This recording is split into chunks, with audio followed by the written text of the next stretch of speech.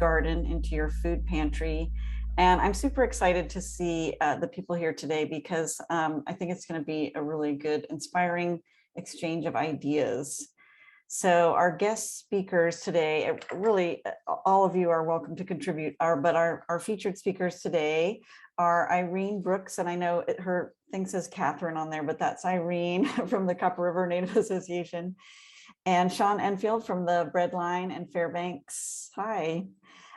Claire Lubke from Anchorage's St. Francis House Food Pantry, and Myra Scholze from the Nome Community Garden.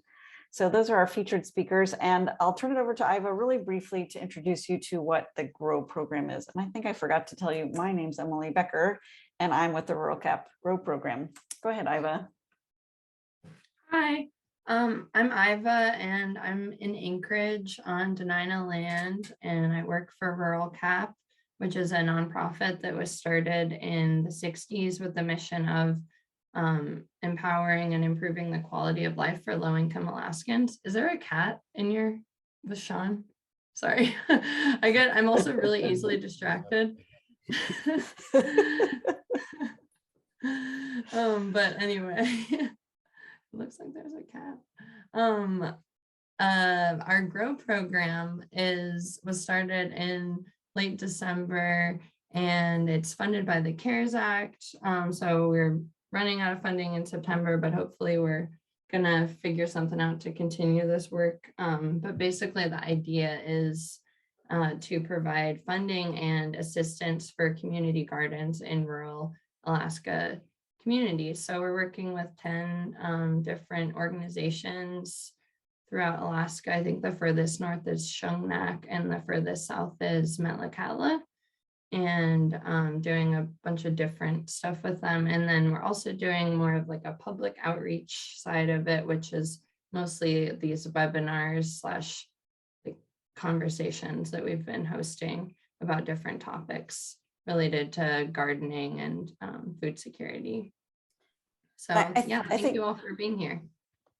I think everybody is aware that, you know, there's a movement to have more fresh local food to Alaskans. And then when it comes to our food banks, that is even particularly, you know, there's even more energy behind that because of the urgency and just to get, you know, better food to Alaskans. And I think, you know, my goal today, the speakers that we picked are all different projects in various stages of development. Some have been, you know, incorporating fresh food or community gardens for a while. Some people are just beginning, but I think it's going to be a really nice chance for a robust discussion and idea sharing, and hopefully provide inspiration to everybody. So I know, Claire, you started with some photographs, and I think that's probably an easy way to start.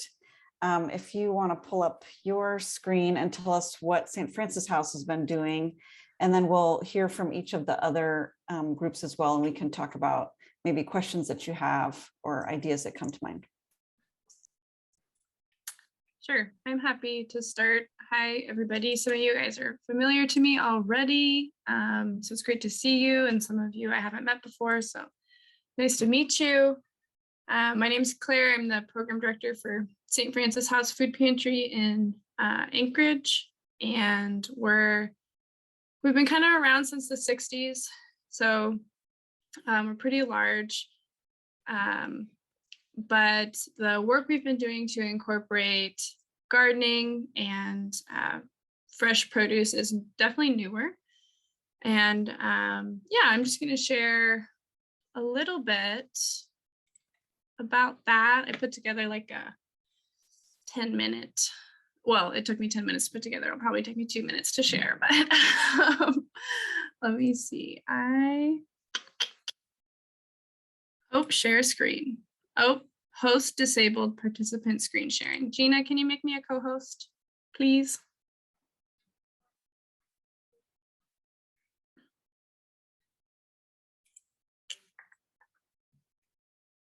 Oh, there you go. Thank you. Thank you. Appreciate that. Okay. So, oops. You guys seeing that okay? And I can go. Okay, maybe I'll just do it from here. Anyway, yeah, so there's kind of 3 types of gardening programs that we're piloting right now. They are basically distributing plant starts, just like we do our food boxes. I guess a little bit of background. We used to run a client choice pantry where people would come in and kind of shop a mock store based on the size of their family. And then when the pandemic started, we did food boxes. Instead, for people's safety, it eliminated this large waiting area and a lot of interactions between strangers. And then we got some CARES Act funding and opened up a large capacity drive-through food pantry. And we serve between like 65 and 120 households every day. It's been pretty big lately. We've been serving over 90 households every day. And it's great because we can serve a high volume of clients, but we don't have the same like individual preference and cultural specificity that we used to have when people chose their food. So gardening projects and fresh produce projects are also a part of that work to kind of like bring some of that autonomy back. Oh yeah, little side note, Iva also had a quick stint working at the St. Francis House Food Pantry last year, so she was featured in this show. But yeah, we did this last year, and this actually was a project that Emily was also involved with. I'm just so grateful for both of you gals. But yeah, we did this 2 years in a row, hoping to do it for the 3rd year this May, where we ask the community in Anchorage to donate their extra plant starts. And we have like a little volunteer event where we repot those starts and then we distribute them along with our food boxes. And it's really a lot of fun. It's really uplifting. It's a good reminder that at the food pantry, we like believe that it's not just food that we're providing, that it's also just about being in community with one another and sharing what we have. And yeah, what we found is that for this type of gardening project, it's really good to focus on things that you get kind of good bang for your buck in terms of space wise and the amount of effort people are going to put in. So we found these boxes that had salad mixes or lettuce and kale were really well received, and people can just kind of harvest off that all summer in their own, you know, on a porch or whatever. It's really, you don't have to be an expert or have a lot of space or a lot of resources to take care of that. And same thing goes for herbs. Those are really popular. And also, again, at a food pantry are often things that people might not have the financial resources to buy at a store. And then cherry tomatoes. I don't recommend large tomatoes because they're harder to care for, harder to, yeah, come all the way to fruition in a season. But let's see. These are some photos. This is one of my favorite photos of Iva. This is our repotting. I think this pot had parsley and rosemary and thyme. So there was some singing going along with this particular pot. And then this is my coworker, Pamela. And like I said, we're running a drive-through food pantry. So we were just kind of going up to people and saying that that's what we had to offer. And we also had a little bit of information on how to care for, especially like the cherry tomato. And we took down some names and numbers when people expressed interest in education or follow-up about growing their own food. So, you know, giving a gift to people is a great way for them to engage with you as well. So that's a tidbit. So that's one of the things we've been trying and hope to do again this year. And then we got a grant last year through AARP, which is the like kind of senior organization. And they have these community space grants. And so we were able to apply for like a few $1,000s to buy some lumber and get a gardening space set up that's close to our drive-through food pantry where people are already walking. And we're hoping this summer will be the first time that people can engage with that space as kind of a pick your own. With the drive-through model, a lot of people do just like pass through, and that's fine. But then we have a lot of senior clients who have time on their hands. And then we also have pedestrian clients who we're hoping are going to want to kind of hang out. So we're building that, or we finished the building phase last year, and we're hoping to open that space this year. But some tips about what we learned so far was just that we had a faith-based group who assembled the garden beds for us. And then we had a corporate volunteer group fill them with dirt. So just to remind people that there often are groups that want like a service event. And if they don't reach out to you, you could reach out to them. So, you know, you don't have to do all the labor yourself because it is hard work. And then at least in Anchorage, you really can get much more affordable dirt if you order it in bulk. And then this one, it was important too, the reaching out to local experts. I've never designed a garden bed, you know, and so when I was like, okay, I got a couple grand to build garden beds, I was like, well, I want to make something that's good. Like, what do I do? And there's actually a local guy in town. His name's Don Gladlow, maybe. And he's been running a food pantry adjacent to a large, or a garden adjacent to a large food pantry for a few years now. So I swung by his garden actually, and that's this raised bed on the right here is a picture of Don's raised bed. And I was like, man, I really like this design because it's raised, and especially because we're hoping to engage with people who are often senior or maybe have some kind of disability. We wanted them to be off the ground. And I talked to Don, and he said this had really worked for him, and he'd done a few different iterations. And so he was more than happy to share his design with me. And so just not hesitating to make those connections in your own community, kind of remembering, like, especially right now, there's a lot of interest in this kind of work. And so there's probably people who are either already doing it or also want to contribute and have their own skills to share. So yeah, I mentioned, which is probably familiar to all you guys, but like the Alaska Master Gardeners and the Cooperative Extension, but also really in each of your own immediate communities, there's probably different kinds of experts. Maybe there's like a carpenters union or, you know, something like that would be willing to share their skills. Yeah, and this was our kind of build out phase. It was a big day of work, and the raised beds are beautiful. I'm really excited to plant them this year. And then the final gardening project we've done is a campaign that we call Give Local, Grow Local.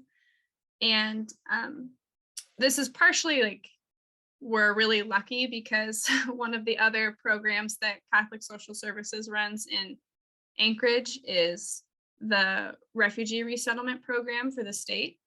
And the Refugee Resettlement Program has a big agricultural program where they do job training and entrepreneurial training. And anyway, they run a big urban farm, the Refugee Resettlement Program does.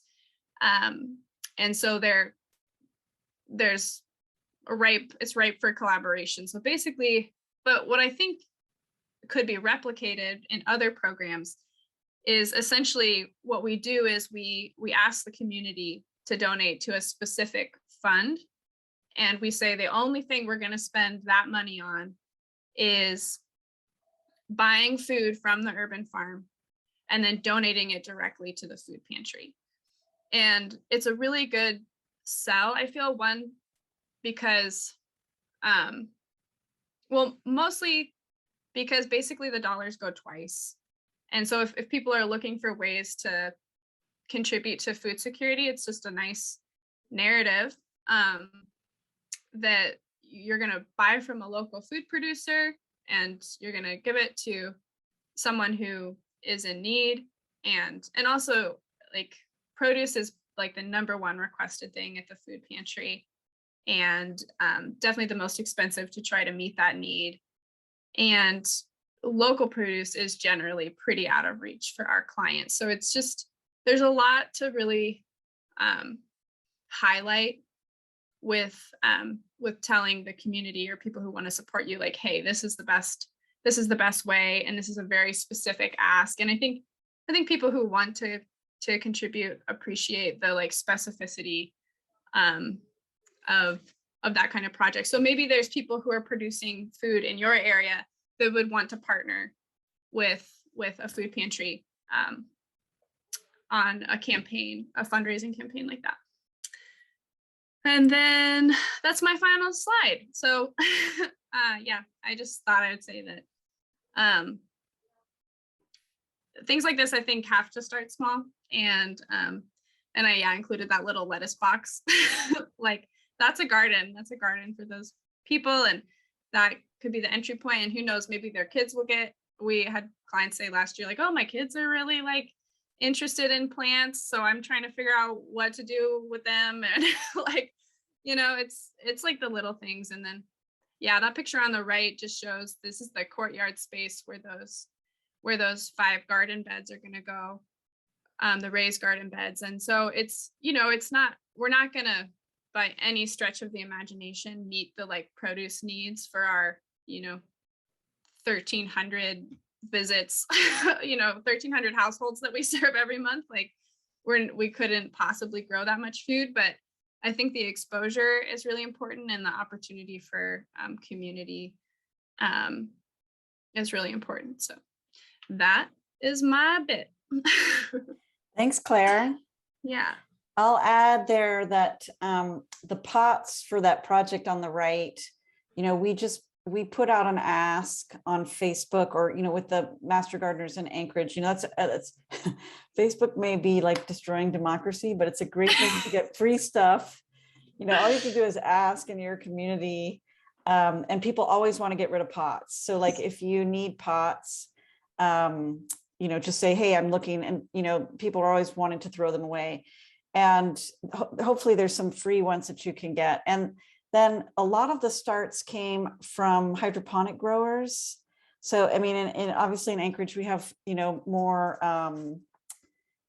like, you know, different places to go. But, you know, if you have somebody who could grow some starts for you, that's a great place to do it, because, you know, they can grow lots and lots of starts in a really small place. And then we also got them from an elementary school. So, you know, just putting out an ask like, oh, you know, these are the things we need, starts and pots. And I think you got soil from Costco and, you know, just broken bags from Costco. So yeah, ask for the stuff is really great. So any comments from other people or questions for Claire? I have a question. I was wondering, did you have well, of course you have to apply for grants, but did you apply for those grants before the project started, or did the grant applications come after? And how did you like initially begin? Like, I guess I don't have much context of like if the food pantry has been existing for a while. So I guess like, what was the initial start of the food pantry? Like, how did that become substantial? Sure, those are great questions, and they like far outlive my time here, basically. But what I'll say is that Catholic Social Services is a really established social service provider in Anchorage. The food pantry is its oldest program, and we started basically after the earthquake in 1964 as a aid organization directly affiliated with the Catholic Church, which is now its own. Catholic Social Services is now its own nonprofit that's separate from the faith-based community, but still well supported by the faith-based community. But so in terms of like how we got the food pantry up and running, I can't really share from that end because it's like a decades old story. But related to the grant, we also do have people who help with writing grants on staff. So that's another big capacity thing. But I will say there are a lot of grant opportunities out there right now, and the AARP one that we applied for was like pretty low key. The application was, and there are other like low barrier grant applications now. Emily, do you know of anybody who's compiling those and sharing them? Funny, I was just going to say Tikan is here, and I know he's like the resource man. I know he had some specific grant opportunities to share. Tikan, are you there? Are you? Maybe he's. Hello, I am here. I'm sorry, I was kind of half listening, half paying attention, half working. What are you asking, or how can I be assistant? I think you were talking about grant opportunities, and specifically, there's a lot right now for food. So if you're not on his Facebook page, the Intertribal Agriculture Facebook page, that's a really great one to join, because he's always posting different resources. And I know we've just spoken recently about grants for food. What was the one? Can you remind me what I'm thinking? Oh, right, yeah. So for tribes and for state governments, there's an opportunity, the Local Food Purchase Assistance Cooperative Agreement Program. And it's new as like some of the pandemic relief programming that's coming out through the USDA. But the intention of this is really to support the development of local food markets within the state. So there's funding available to tribes or to state governments to acquire local foods, and they're defining local foods by something produced within state or within 400 miles. So in the lower 48, that 400 miles matters more, because your local food definition might be just across the border or something. For Alaska, though, it just means tribes are able to use the funds to buy from any producer that is creating a product here in the state. So that could be a fisher person, one of our local fishers that are pulling in salmon or halibut. They could buy that, or any of the farms or the greenhouses, any of the products that are being produced here in Alaska, to then be redistributed to the communities that they serve. My understanding is that it doesn't have to be just tribal members necessarily, but the eligible entities are only the tribal governments, so the federally recognized tribes. And there is no match requirement on this, so it's a really unique and exciting opportunity for tribes to support the local food system in the state and to support our local producers at the same time. The link to this is through the Agriculture Marketing Services. I just dropped it in the chat as well. And I would be happy, in my role, so let me see if I can come on video. Hi.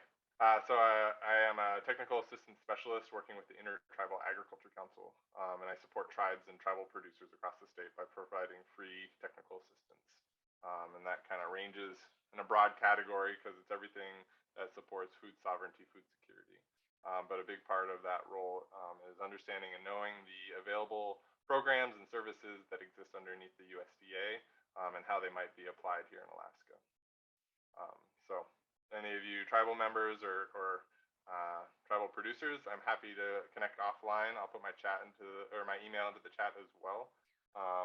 But again, I think this opportunity, the Local Food Purchase Cooperative Agreement, is a really great opportunity. It's not a grant. Sometimes the grants can be cumbersome with reporting requirements or the application process, but the cooperative agreements eliminate some of those elements that can bog down the grants or the funding loan applications. So they're trying to make it as accessible and easy as possible to utilize and engage with. So yeah, I think I'm excited about it. I think it's just a unique opportunity, and it does everything that we talk about is needed in the state, right, in terms of local food, because putting money into the tribal governments to then buy from our local producers, and so it's just happening. It's like we're getting that regenerative economy. It's a jump start to that structure.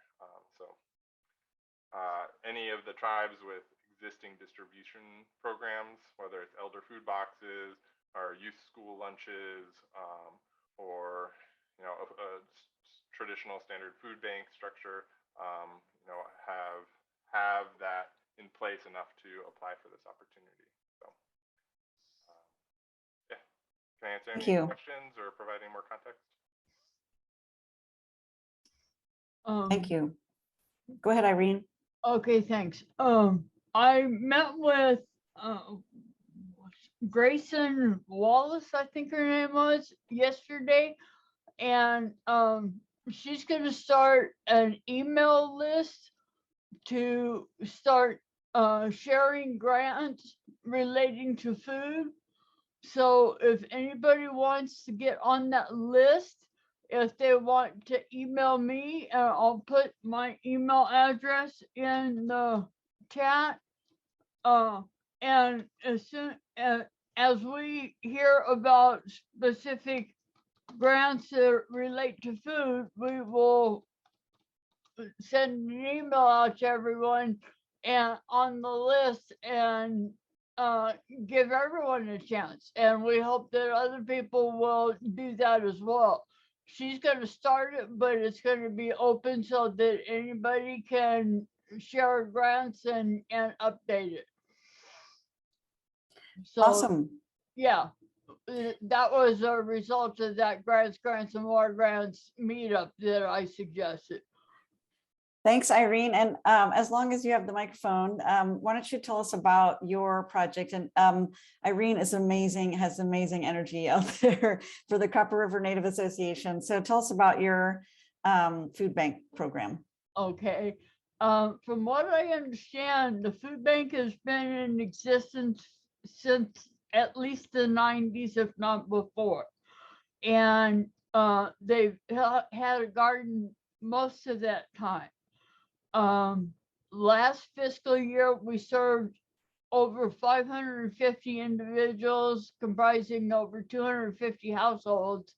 And we have, even though we're a large area, we only have a population of about 2,167 or something like that.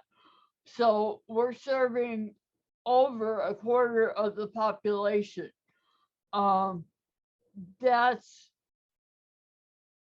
I would think that's impressive by any standards. We provide not only food, but winter clothing, personal care items, sanitary supplies, medical transport, and we have not only the TFAP and the CSFP foods, but we also provide supplemental foods that we get grants for and add in. And then we have our garden out here beside the building. Emily or Iva, do either one of you have a picture of our food bank and garden from last summer that you can post and let people see what we do? I can find it. Okay, thanks. And not only do we grow the garden and give out produce from the garden, we also purchase and hand out plant starts and seeds. And last year we also did gardening gloves. We were given a bunch of gardening gloves from Food Bank of Alaska. And so we still got some, they'll be going out again this year. So as much as we can, we encourage people to grow their own food. And we have two farmers markets out here, one out in Candy Lake and one in Glen Allen. Glen Allen on Wednesday afternoons, Candy Lake on Friday afternoons. And I'm in contact with the person who organizes the Candy Lake Farmers Market to see if she would be interested in helping with one of our classes that we're going to be putting on this summer. I do have somebody who is interested in putting on the class about the fruit trees. And so I've got that one covered. We don't have to worry about finding anybody on that one. But those are just some of the things that we're doing. And people oftentimes donate food to us. And if you're interested in donating food produce to your local food bank, wherever that may be, I encourage you to provide it in such a way that it's easy for them to handle and it's easy for them to distribute to their clients. Because when you give somebody a whole bunch of stuff that is all mixed up, and it becomes burdensome in trying to distribute it. We did have a semi truck that rolled over that was full of produce, and that produce was donated to the food bank. And we just opened it up to the whole community, come in and get some produce. And it's amazing how many people came and took produce away because it's so expensive here. You know, a single head of lettuce can be $5, and that's a small head of lettuce. And we have limited places where we can get that in the grocery stores. There's only 2 grocery stores that we can get any produce at all. And one is a warehouse store and one is IGA. But produce, as I heard Claire, I believe, will say, is one of the most expensive items for people to invest in. And it's one of the things that most of us don't get nearly enough of, and it affects our health. So we have volunteers, we have what they call Yetis, Youth Employment and Training Initiative, I think is what it stands for, who last year we had like 24 of them, I think. And most of them spent at least part of their time out in the garden, whether it was watering plants or weeding or helping just monitor to make sure that there were no bugs on them and stuff like that. So we utilize every resource we can to be able to provide the best we can for our clients. And I know everybody else is doing the same thing this here today, because none of us want to see any of our clients go hungry. Thank you for the opportunity to speak today. If anybody has any questions, you're welcome to ask them. I will say, even though we are a Native organization, we're open to anyone in the community. That we don't serve only the Natives, we serve anybody. And some people get the wrong impression and think we only serve the Natives, but that's inaccurate in this case. Thanks, Irene. It's always good to hear from you. I think there is one question for you from Jenny in the chat. What other topics were you hoping to have classes on? I know we've talked about this. If you have any, and that's a great idea, holding classes in your community garden. I got the list here. We're still looking for somebody to do one on preserving produce from your garden and processing wild game the traditional way. We're also having Chikan is going to lead one on Alaskan plants and trees, which can be used for food and medicine. Emily and Tanae are going to do one on flowers, which should be planted in or near your vegetable garden. A friend of mine, Lynn, is going to be doing one on growing fruit trees in the Copper River Basin. Stephen is a Brown is going to be doing one on composting and other soil enrichments. And then one of our board members is probably going to be doing processing fish and seafood the traditional way. So those are the classes we're looking at right now. That's a cool idea to offer classes in relation with the food pantry. And maybe someone can take that idea and run with it as well. Let's go to Fairbanks and hear about the Breadline. There's one other question here about are any of the classes going to be recorded or broadcasted? if we can, we'll try to do that. These are, and thank you for the compliment on that they sound amazing. They're actually classes that I thought about would benefit our clientele, and I for one would like to learn it, and I'm sure a lot of other people will too. So thank you. Thanks, Irene.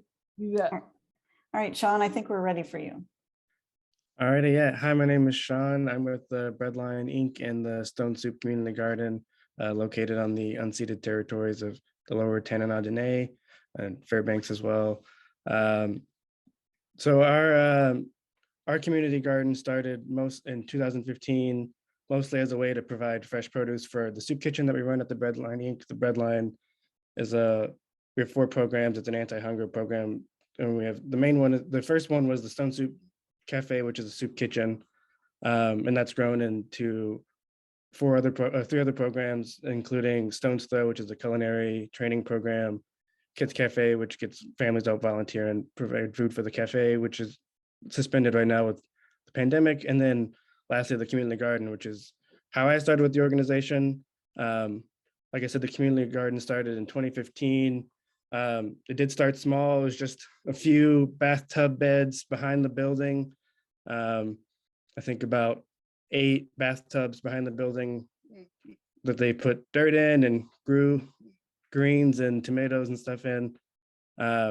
Has since expanded into a lot nearby the cafe that's leased to us from the hospital, kind of a symbolic lease. I think it's about $1 a year. Just kind of a empty lot space in the middle of downtown Fairbanks. So it's in part providing food, but also it provides a nice bit of green space in the summer in Fairbanks, which can use a little bit of green in the summer in the middle of downtown. Most of the food, there's not a community garden in the traditional sense that we have folks that lease beds and grow food and stuff like that. Although we do have a few folks to do that. Most of the food is grown for our purposes at the Breadline and for the soup kitchen. Although we've evolved in that capacity as well, we've started to, now that we have so many beds and grow so much food, it's more than our little soup kitchen can sometimes take on. So we've started to find ways to share that food with the community. We've partnered with assisted living facilities and provided food bags of fresh produce for free, and with other, and we're hoping to expand that to other places to find more families in need of fresh produce, and the way we can kind of share the wealth, so to speak, the bounty, the green. I started there in 2018, and kind of in the middle of it, but yeah. So do you, you don't need donations from community people then, or that was one of my questions, and Irene touched on it briefly. Like, if people have, small amounts of produce, is that something that you guys can handle? Oh yeah, so we are, totally, I guess it's not community garden the way you think of community garden, but it is a community garden in the sense that we are like many hands go into the community garden. So we get, most of our plants that we grow are provided from local nurseries and local just growers who know about the garden and kind of, I think, pencil our planting day on their calendars and know to show up with things they've started for us and things like that. So it is a lot of folks. There is one garden manager, which is myself the last couple of years, and we'll be switching to somebody else this current summer, but there is a lot more community involvement outside of that person that comes in and helps make that garden work. And a lot of those growers also grow food for us, and some of the local farms grow food for us and donate to our kitchen throughout the summer too, which again is a part of that. We have so much food then that comes in for our kitchen that we want to make sure it, gets used and gets used fresh from the garden as well. And we also have kind of evolved that space into planting some varieties of things that our guests experiencing homelessness can just eat at the garden as well. It's like I said, it's in the middle of downtown, so a lot of our unhoused guests use that space as a place to kind of congregate and hang out. And so we've started growing smaller varieties of carrots and berries and things of that nature that can be easily plucked and enjoyed right there. And we're hoping to kind of add washing stations too, so that can even further facilitate that process. And I can't count the amount of times I've had guests come up to me while I'm out working in the garden and just say, "Oh, that was a really great turnip." I enjoyed it. So it's always pleasant to hear. And it's kind of become, just a space for community to be fostered at the garden itself, regardless of, the food. So what kind of coordination do you have between like the garden and, the chef? Yeah, that's a great question. So we're a very small organization. There's each program's kind of 1 to 2 people, and usually those programs involve one chef. And so I try to communicate with the chefs the last couple of summers to determine what kind of foods they'd want to have, freshly provided throughout the summer. And we also have a little herb garden in the back for the chefs to go straight outside and just grab some rosemary for a dish if they need. So there's a lot of it. Fairbanks it's a short growing season, but it's a plentiful growing season. So it's for those kind of 3 or 4 months, it's easy for the chefs to kind of walk out into the back and just grab what they need, and I provide some of the stuff from the main garden.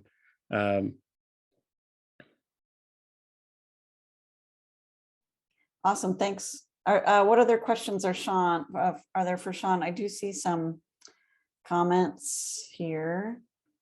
Delia wants to give you some dahlias if you want them. Lucky. Absolutely. Yeah, Hannah concurs. We're in agreement. All right.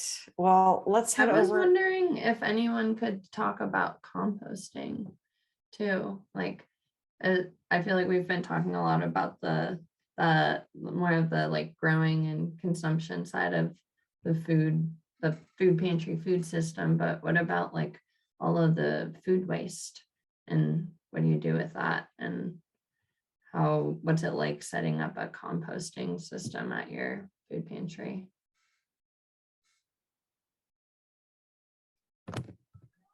Sean, do you guys compost?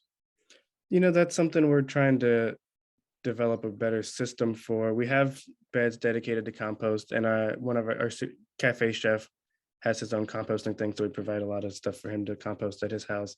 But it is something as a program we'd like to develop more of a system toward it, and kind of right now it is a little bit haphazard, but that's one way that I'm personally learning as well. If I'm not incorrect, though, the Breadline does try to use all edible parts of the produce so that there is not that much waste. So that's how you guys like engage in waste reduction for the most part, right? Yes, yeah, that is our current goal. And although Hannah and I have talked extensively about trying to also incorporate a composting system in that too, and again, it'd be for us, but also a way to share with other growers in the community as well. I know that Hannah and I were 2 of 4 people in the Alaska Food Policy Council's food waste subcommittee meeting last week. So I think we're both trying. I think people are trying. I would say at St. Francis House, we do get we have one primary donor, a Costco in Anchorage, that donates produce that's spoiling to us every morning. And so we do, we have volunteers that basically handpick moldy blueberries from usable blueberries and repackage and try to make sure everything we put out is like dignified and clean and something that people would see at a store still. And then our big push towards waste reduction, besides that sorting process and reclamation process, last year was we worked with the solid waste services in Anchorage that had been piloting a residential food waste collection system. And we asked them to expand their services to us, and they were receptive to that. So we did get food waste pickups from the small solid waste services municipal program. And that I think has a lot to do with just Anchorage having the infrastructure for that. And they barely have the infrastructure for it. The program's only a couple of years old, and it only happens in certain parts of town, but it happens to be our part of town, so that was great. And it only runs from May through September.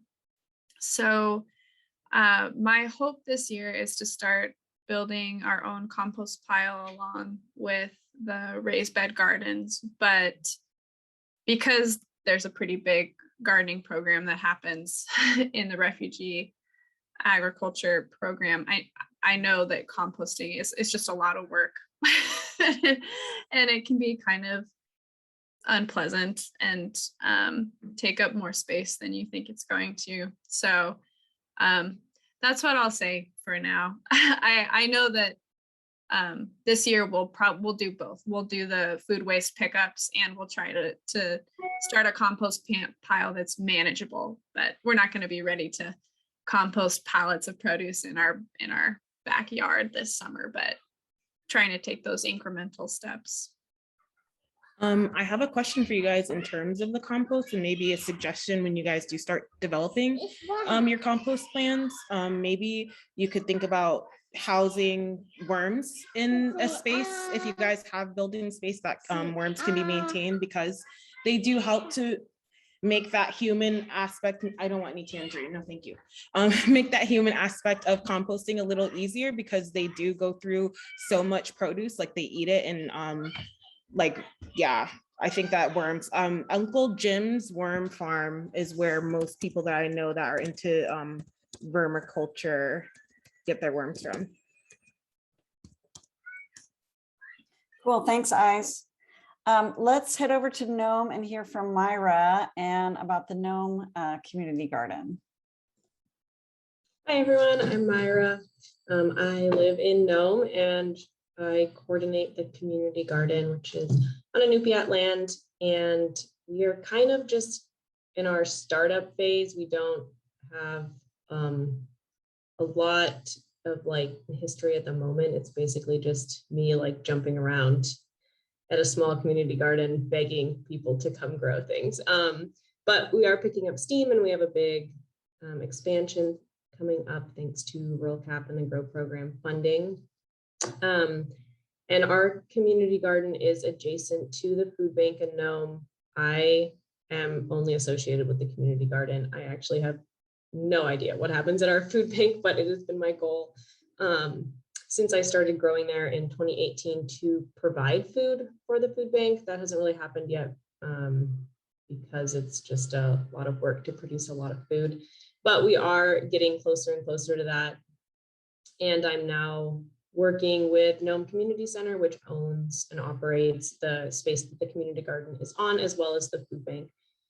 And it's been great to hear from everyone and from the food bank side, because I basically just have my hands in the dirt all the time. I think as far as considerations that I have going forward and trying to get food into the food bank, and in talking to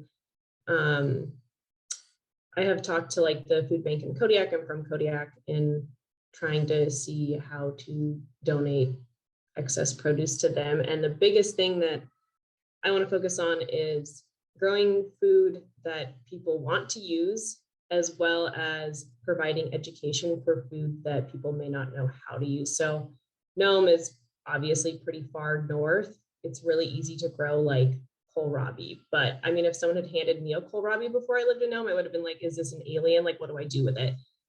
So being sure to, I'd like to print out resources the first time something is handed out, or recipes, or anything that makes it simple for someone to take food home and use it, and not expecting people to do that groundwork to discover how to use or preserve a food, I think is really important. We can grow lettuce and kale pretty easily as well, radishes, beets, and things like tomatoes and indoor crops are pretty late season, carrots, potatoes.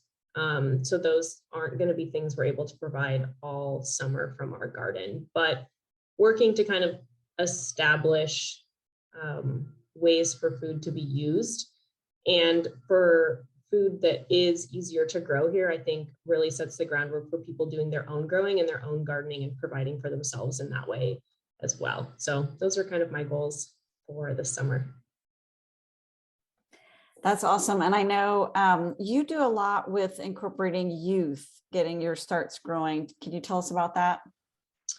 Yeah, so the Nome Community Center also runs the Boys and Girls Club here. And in the past 2 summers, I've worked with the kids that are there to do seed starting and then kind of tending to their seedlings and bringing them into the garden space to plant their seedlings. And then last year they took like one day, I had a watering schedule, and the Boys and Girls Club was Thursday. So they would go to the garden every Thursday.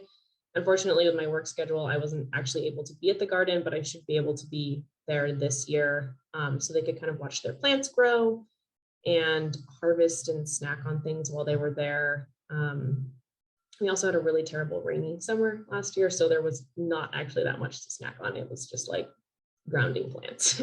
So I'm hoping for a better summer of growing this year, and we're going to have a lot more space.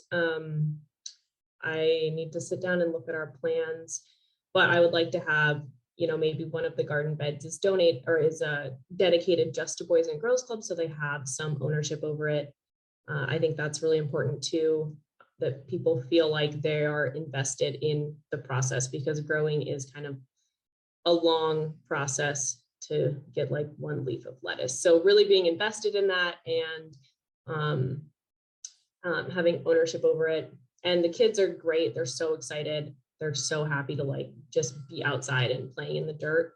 So last year, yeah, they helped do a bunch of starts, and then they kept them at the Boys and Girls Club, like their little clubhouse, and cared for them probably for 4 to 6 weeks before they were ready to be planted out. And then we also I worked with the guy who runs the Boys and Girls Club, and they had little they're like coffee can on a string kind of like planters. And so we also planted flowers in those that they got to take home, so they could take like their own little flower pot home. And we'll try to do something similar to that this year again. And I'm hoping to just have them at the garden more, with more space that's actually kind of like looking at tending plants in the garden and weeding and watering without uprooting everything with a hose, you know, like basics of gardening. Yeah, thank you. I help teach the garden club at Airport Heights Elementary, and it's just really worthwhile for them to, they get to grow food for themselves, but also, food to give to the St. Francis House food pantry. And that's really meaningful for them, and, just helps them to contribute to the community. Yeah, it'll be fun. I'm hoping to involve them also in like harvesting for the food bank. I think our food bank is open on Thursdays. And so ideally that would be like Thursday afternoon, we could just like harvest and in a bag. I don't even know if it's a bag, and help be there to distribute it. Oh yeah, and I see this question. Yes, we have a little tight tunnel, a little greenhouse that will be more functional this year. And then we have like a weatherport tent frame that's just covered in clear plastic. So not as big as like a traditional high tunnel, but it's like a low tunnel. But it's it has like, I can't remember how many square feet of growing space, but it has like 3 garden beds in it. And in this expansion, we're going to get a garden shed, so we can move all the storage out of the middle of it and put in an additional garden bed. So there'll be more indoor space. And that by the end of summer, we'll grow tomatoes, peppers. Last year I had tomatillos do well in there, which was strange because it was not a nice summer, but they were happy. And I grew corn in there one year, which was exciting, but took up a lot of space and not really that efficient. All right. What questions do people have here? I know the chat's been going. Claire, thanks for posting info on the subcommittees. What else? Just go ahead and unmute yourself. Yeah. Hi, Jennifer. So I just wanted to mention real quick, I work at Tanana Chiefs Conference, and some years back, we helped with the community garden that Sean was talking about. And one of the unique things, and I'm not sure if they still do it, is they basically had 7 beds that were kind of like for organizations or people to help with. And so TCC had one of those beds. I'm not sure who, like I think GCI had one bed. Anyway, the 7 beds, then we had one day. So a coworker and I would go over on Tuesday and we would water those 7 beds and all of the other beds that were for them as well. So I don't know, like 30 beds total or something like that, right? And all of these things were there in a lockbox. There was like a little chart to say, we're running low on this, or something needs to happen. There was a pump and there was gas, combo on the lockbox. Oh, also a thing saying, yep, I was here on Tuesday. So I think that seemed to work really well. So I only had to commit to Tuesday to getting over there to doing that, because it's hard for us to do these things. And it seemed like, and then what I got out of it, we were just kind of like learning like a different way to have a community garden. We didn't pay for that. Everything from it went back to the kitchen, and they calculated all the pounds that were received from that. And there was no fence around it. Also, there's a lot of like community gardens that had fencing around it and locked. And literally, like Sean was saying, like nobody like ruined it, or, there was nobody that came in and harmed it. Like there was very few. I think the only cabbage that I got taken out accidentally was just like a different group that thought our box was their box. So something like that, maybe with the Boys and Girls Club, also like this is their box. And it was cute. Each box actually had like some painting by kids on there. So there was like colorful art that's how you kind of, ours was like the purple box and somebody else's was the red, etc. So these 7 sort of free boxes is what enabled the different people in the community to help share in the taking care of the boxes for everybody else. So I thought that was worked well and kind of unique, I think. Thanks, Jennifer. I love pro tips, like really practical things. What other questions are there? Is this ending now? Well, if you have a question, we can take it. Yeah, go ahead. My question is, I wonder if anyone in the meeting today would be available to look over a food pantry and garden plan that I have that I'm developing for FCAC. Yeah, that's pretty much my only question. And if you do, please give me your email. I would love to get anyone's opinion on it, because I would like to apply for the USDA grant so that we can get something started.